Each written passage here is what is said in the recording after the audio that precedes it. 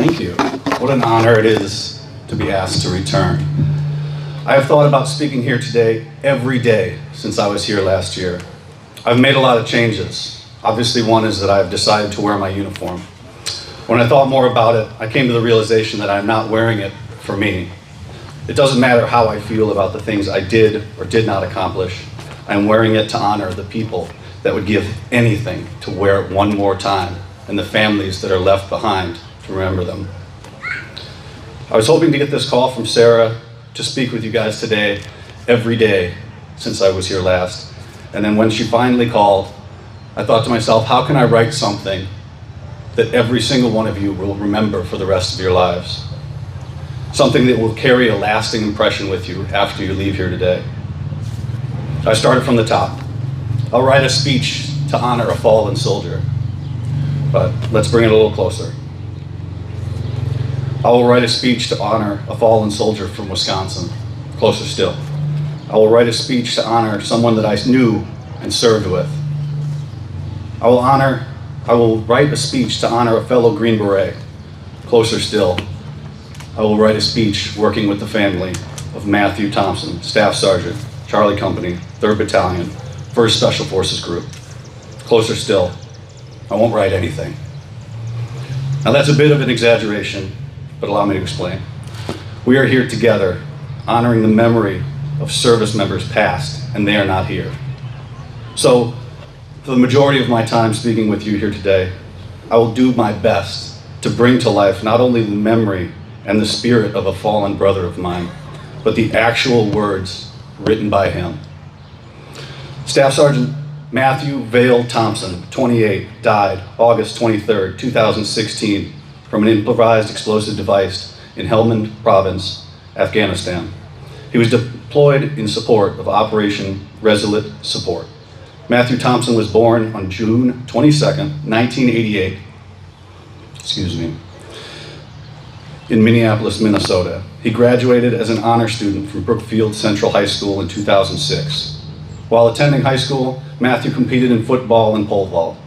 Following high school, he attended Concordia University in Irvine, California, where he was a competitive swimmer for 3 years and graduated with a Bachelor of Arts degree in Theological Studies.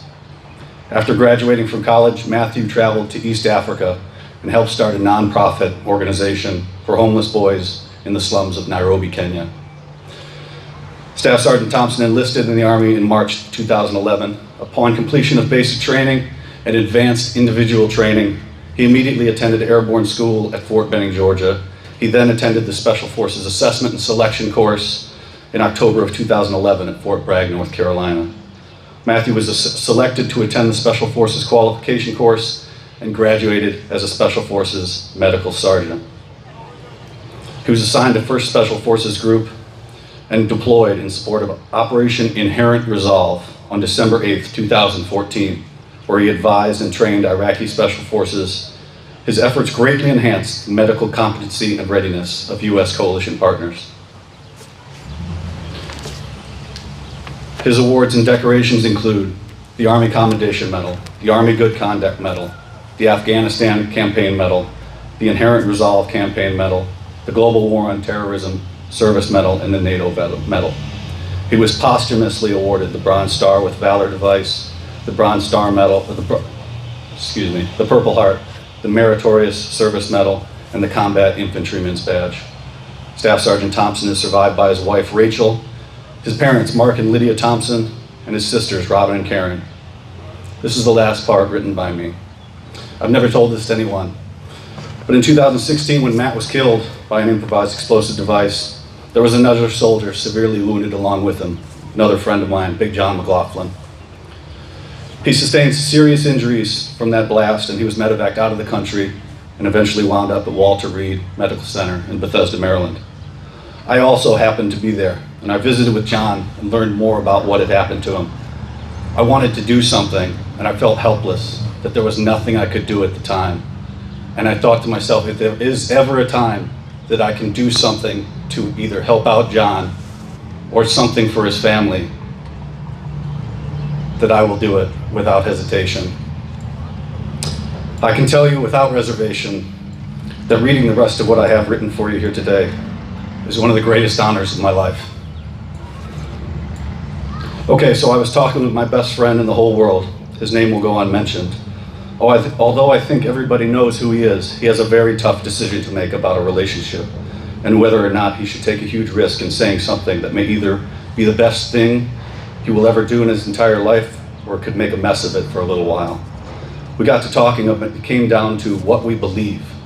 Always tell someone how you feel and have no regrets. If he held back what he had to say, it would defy both of these. This brought me to think about all the rules that I have come up with throughout our lives. I guess they're more of beliefs that we live by, not necessarily rules, but whatever.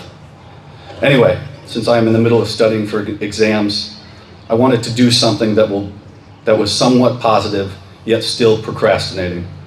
I decided to write up our rules, and if anybody has any others that they would like to add, go ahead.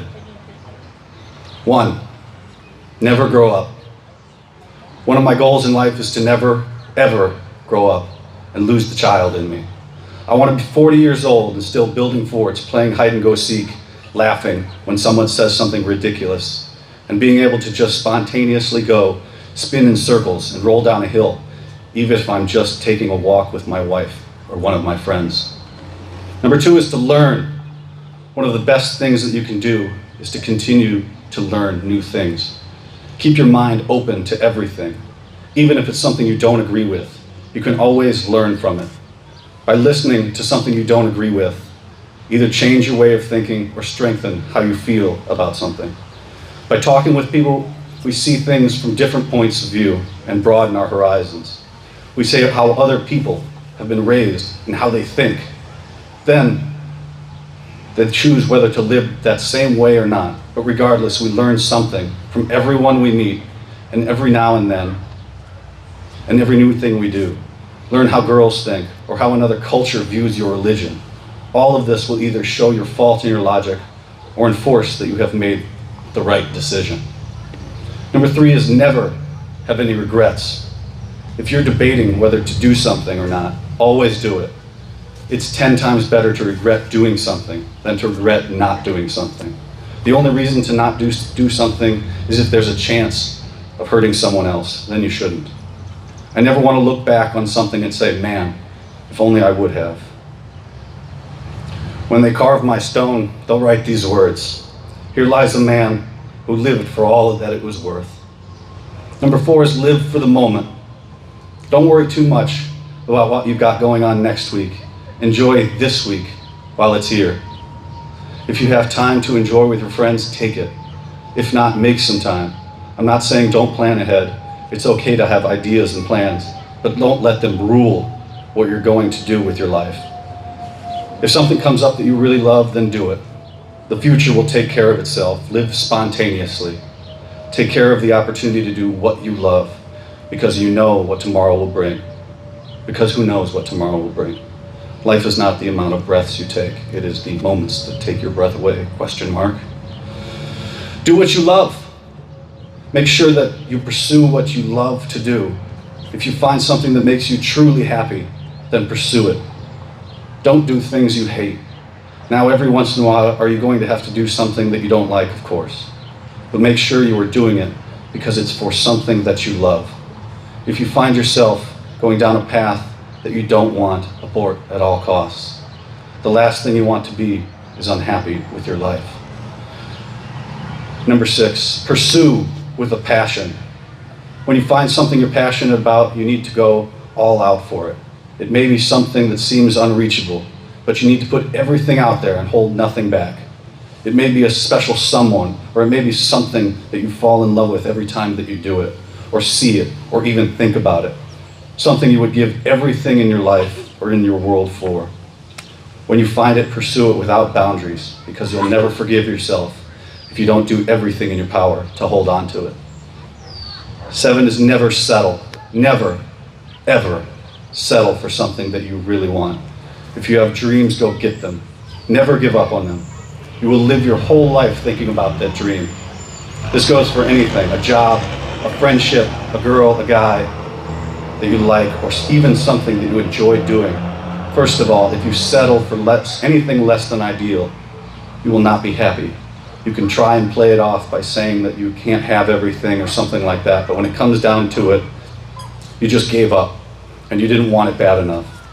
You can achieve anything if you want it bad enough. You might have to work harder than you've ever had to work before or give up some things, but if you really want it, you can get it. Number 8 is always take time to listen/talk. I put listen in front of talk because I think it's more important. And 2, people are usually aware that they need to take time to let things out.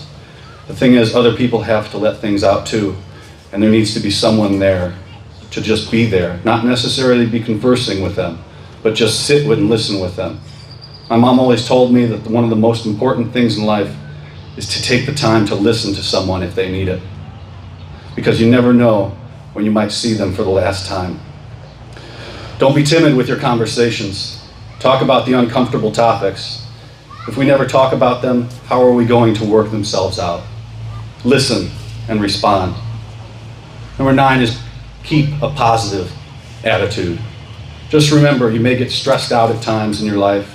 You might hit patches of bad luck or have a series of bad events. But remember to think of things overall. Is a bad test grade going to ruin your entire life? Are you going to fail in your career because you got one bad grade? Is that going to make you a bad parent if someone puts a dent in your car? How is it going to affect my life in 10 years? Keep everything in proportion. Remember that is your life and it's what you make it. My mother taught me that when I was little, that I was not allowed to have a bad day.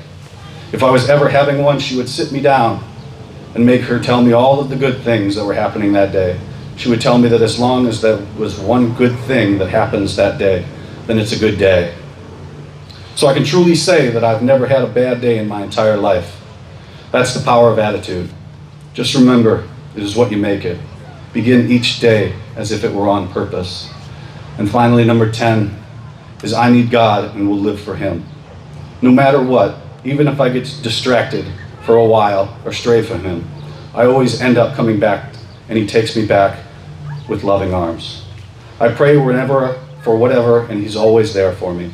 And He will always love me, no matter how messed up I can get at times. The only way to show Him gratitude is to live a life for Him. Shine. Make them wonder what you've got. Make them wish that they were not on the outside looking bored. Let it shine before all men. Let them see the good works, and let them glorify the Lord. Matt and his friend wrote that when he was 19 years old. Not bad for a teenager. I'm truly honored to bring his words to life that he never thought that anybody would hear. And as a fellow service member and a fellow Green Beret, I am honored to be here in front of you to at least bring his words to life and him to life one more time. One last thing. While you're relaxing for the rest of the day, get yourself a Tito's for Matthew, Tito Thompson, and all the rest of those that we are honoring here today. Thank you very much, and I will see you right back here next year.